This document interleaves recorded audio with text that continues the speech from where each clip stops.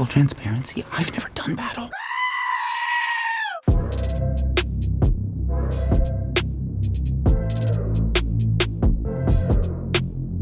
Hey guys, it's Sean O'Connell, the managing editor here at CinemaBlend, joined as always by Hannah Saulic to talk all things Snyder Cut with you guys. Hi Hannah, how are you? I'm fantastic. How are you, Sean?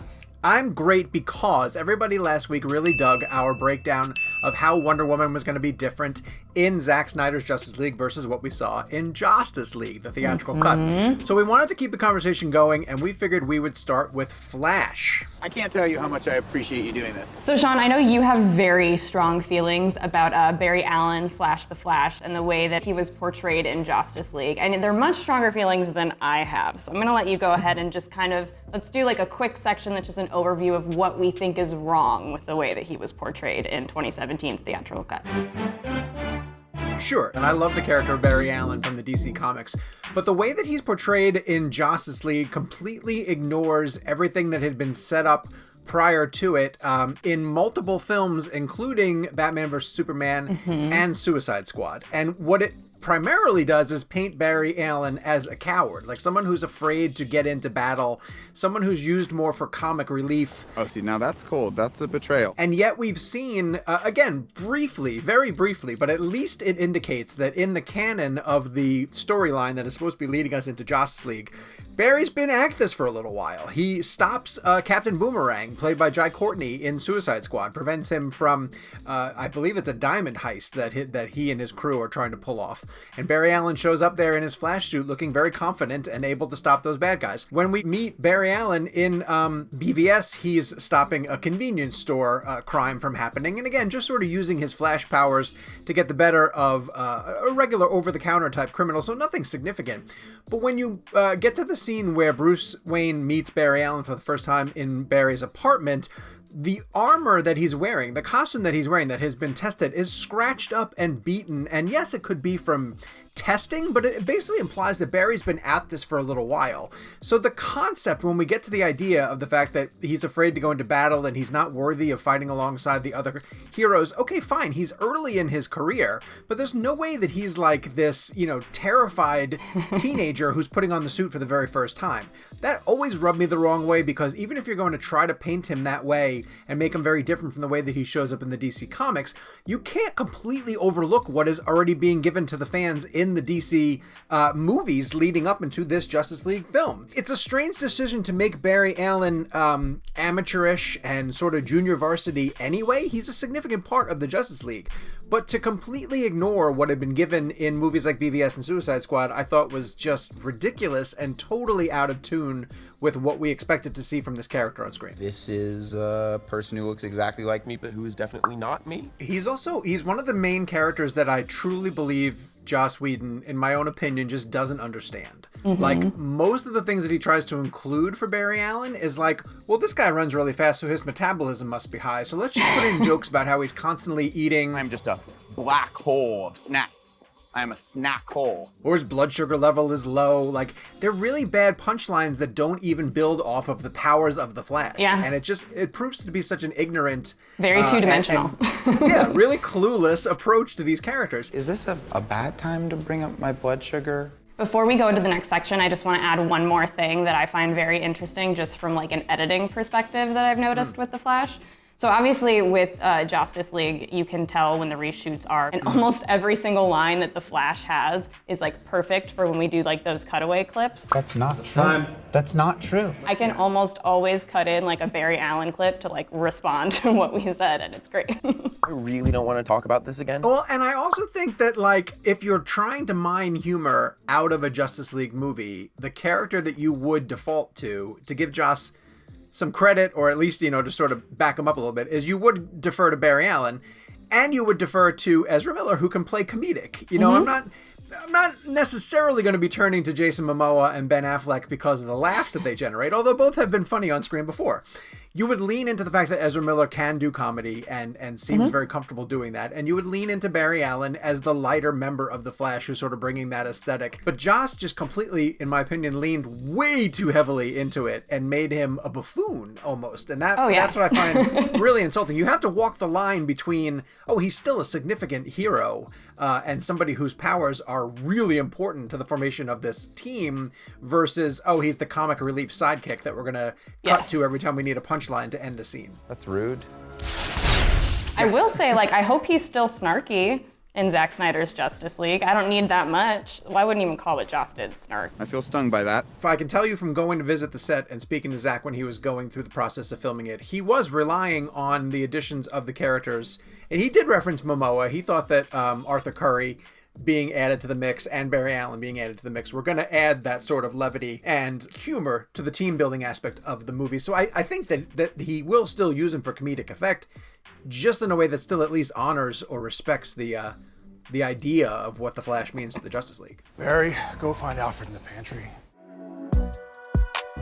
So now let's talk about the fact that in Zack Snyder's Justice League, Barry Allen is going to be portrayed as just being heroic, which is not what happened in Justice League. Right. Okay. Yeah. Here's the thing. See, I'm afraid of bugs and guns and obnoxiously tall people. Right, because there are key moments that we know that the Flash is going to be imperative to the story, and again, it's using his speed force in ways that we did not really get to see. We got glimpses of them in theatrical cut, but I think that they were holdovers from everything that Joss had for Snyder already. One sequence in particular that we were discussing in one of our earlier videos, and I forget what the reason was for it, but it's the scene where they're fighting the parademons underneath Gotham Harbor, and Flash has to run around the wall to hit Wonder Woman's sword and push it back to her. Now, I've got confirmation from people who I trust, who know the ins and outs, who say that that is a Zack scene, and that the sequence is mapped out, and it's going to be part of it. And again, if you go back and rewatch it, it's such a significant scene. It's not one that they could have done pretty hastily in the reshoots. So Flash will be pretty predominant in that. But if you watch all the sequences prior to that, where he's going in and rescuing hostages one at a time, those seem like drastic reshoots to me, and something that they wanted to remove from a bigger picture, because I think Flash is going to play a much larger part in that role.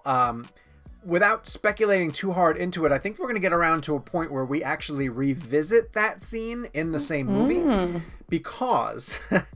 and we're going to go down the rabbit hole here for a little bit. Later in the movie, Flash is going to use the Speed Force, I believe, to time travel. And we know that he can, because we saw it in BVS when he punches into Bruce's Batcave and wakes him up from that, when you fall asleep watching. Yeah. You're waiting for something to download, catch a few Z's. I think that Barry Allen is going to time travel through Justice League, and you're going to see him revisit moments in the movie. At the end of the movie, he's going to figure out a way to time travel. Hitting the sword towards Wonder Woman is time travel? Possible. It's possible that might be him coming through, or because there's that shot that Zack shared on Vero on February 14th, 2/14, special day, that shows the survivors being rescued from the parademon attack. And there look to be like multiple Flashes. Like there might be the Flash who's in that moment rescuing people, and there might be a Flash who's coming through the Speed Force and time traveling through that. So yeah, that would be really cool if it's the Flash time travel who's going through and hitting. God, that would be really amazing. I got goosebumps even just thinking about that. But again, that's Zack sort of understanding the true potential of what Barry's full Speed Force can do. And I think that not only will he understand it, I think that Ezra and Barry on screen will understand it and better put it to effect. Now, I think that it could work in the resurrection scene. I think it also will play a pretty predominant role in when they have to separate the mother boxes or figure out some way to defeat Steppenwolf. So you'll see teases of that happening, which is then that's interesting, because what that does is it was supposed to set up his powers and his recognition of them in the Flash movie.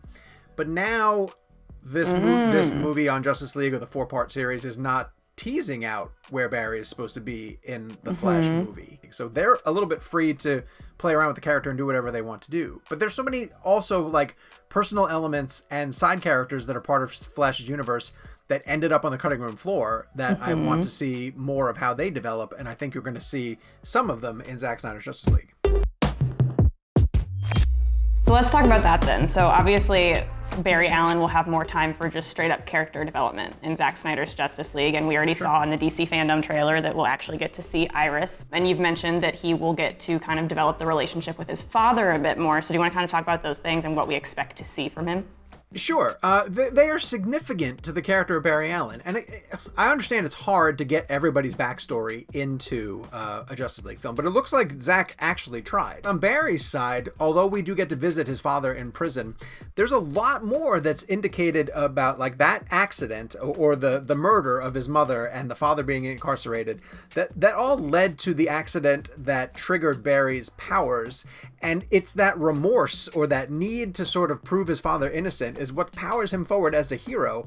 We get none of that in the theatrical cut. And so the more that we get to spend time with Barry in his own world, maybe, through meeting Iris or potentially developing that relationship, will just fill us in more of who he is. You called him two-dimensional. You're exactly right. Like, that's how he's portrayed. It's like, let's strip away all the things that could make him interesting and just make him a punchline. He's like a naive little kid who's like, oh my God, there's a pretty girl in front of me. Like, oh my God, I'm hungry. Very hungry. Just can't, impulsive almost. You could choose to do that if you wanted to, but you'd almost have to back up a reason to make him like that, right? Like, and I don't think he's going to be that in Zack's version. I think it's going to be way more nuanced. And I think you're going to get a lot of information filled in about who Barry is through the addition of all of those characters. Like, the reason why we get so invested in Superman is because we learn about his relationships with Lois and his relationship with Martha. Because we get invested in Batman, we love the way that he plays off of Alfred. Like, there are reasons that we're into these characters, and with both Flash and Cyborg, those side characters just got stripped away to get to a 2-hour runtime. We're the accidents. And so I think that Barry's going to be one of the characters whose arc gets so restored to the point where it's going to look it's going to be a completely different character versus what we saw in theatrical cut. There's also just going to be a lot of unresolved tension in his own storyline because his father's still imprisoned. He's going to feel, I think, empowered to be a little bit closer to being able to, like, he's driven by that goal to prove his father's innocence. And so while he might accept the fact that he's part of this team, I think that unanswered question of how can I prove my father's innocence, how can I figure out who actually killed my mother, all of those things are going to be underlying the character and still make him really, really interesting. So I think you'll see an arc of where he gets more comfortable with his powers, starts to tap into the full potential of what he's able to do, but there's going to be a lot of stuff that's still underneath his surface level that keeps him sort of melodramatic and interesting. One of the other things that poor Barry had to contend with in theatrical cut is he's the one who's more often than not connected to that awful Russian family. Yes. He has to rescue them. They use him too often to set up those bad punchlines. And so, yeah, I think you're going to get opportunities in the final fight to see him be truly heroic. And maybe there is a moment where he does go around and save a ton of people and potentially teams with Superman to get something done, something completed. But all of that stuff that I saw in theatrical cuts looked like reshoots to me. And so I want to see more how Barry is used and how his powers factor into the final confrontation. That whole scene where he awkward waves, that's like Joss Whedon written all over it. Oh, it's terrible. It's just terrible.